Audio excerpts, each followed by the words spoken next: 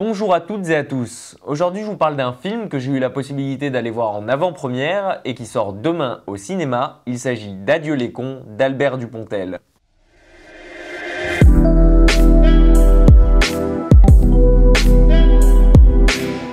Adieu les cons, ça raconte l'histoire de Suze Trappé, une femme qui a la quarantaine et qui apprend par son médecin que les sprays qu'elle utilise dans son salon de coiffure l'ont rendue gravement malade. Ils ont atteint ses poumons et malheureusement il ne lui reste plus très longtemps à vivre. Elle décide donc de tout plaquer pour partir à la recherche de son fils qu'elle n'a jamais connu. Fils qu'elle avait abandonné sous X plusieurs années auparavant quand elle était encore mineure. En chemin, elle va rencontrer JB, un fonctionnaire en plein burn-out qui a manqué de se suicider. Et quand elle se rend compte que la tâche qu'elle entreprend est beaucoup trop difficile pour elle, elle décide de le kidnapper pour le forcer à l'aider. Et c'est alors que tous deux vont rencontrer Monsieur Blin, un archiviste aveugle plus dévoué que jamais. Adieu les cons, c'est une comédie dramatique bien particulière. L'histoire en soi étant simple, nos personnages vont tout de même traverser des épreuves toujours plus accalabrantesques les unes que les autres. Et ils vont enchaîner des situations qui sur le papier paraissent tellement improbables et tellement grotesques qu'on a du mal à y croire qu'elles puissent s'enchaîner comme ça dans la vraie vie. Et pourtant, on s'accroche à l'histoire et aux personnages principaux. Tout au long du film, on assiste à la dégradation du corps de Suze, sur lequel la maladie gagne du terrain un peu plus chaque jour. Un peu comme Chloé dans L'écume des jours. Et on espère alors du plus profond de nous-mêmes qu'elle parviendra à retrouver son fils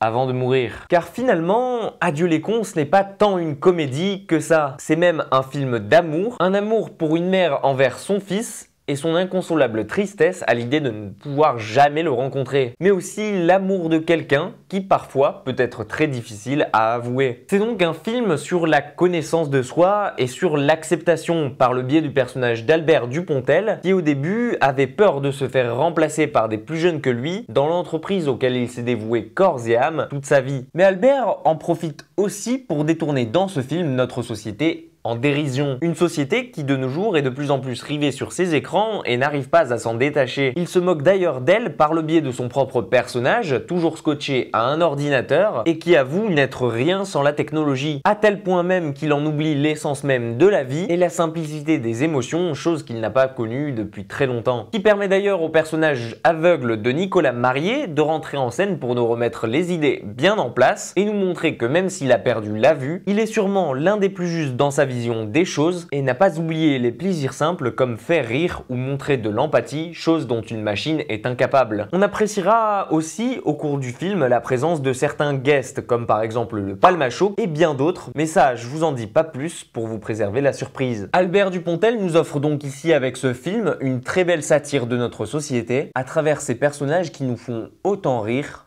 que même pleurer. C'est un très beau film rempli d'humanisme et qui mérite toute sa place dans les meilleurs films de l'année 2020, bien que celle-ci n'en ait pas compté beaucoup. Si vous cherchez alors un film beau, juste et intelligent, foncez voir Adieu les cons d'Albert Dupontel qui sort demain dans vos cinémas les plus proches. Quant à moi, je vous ai tout dit, il ne me reste plus qu'à vous souhaiter une bonne journée et de vous dire à très vite pour une prochaine critique.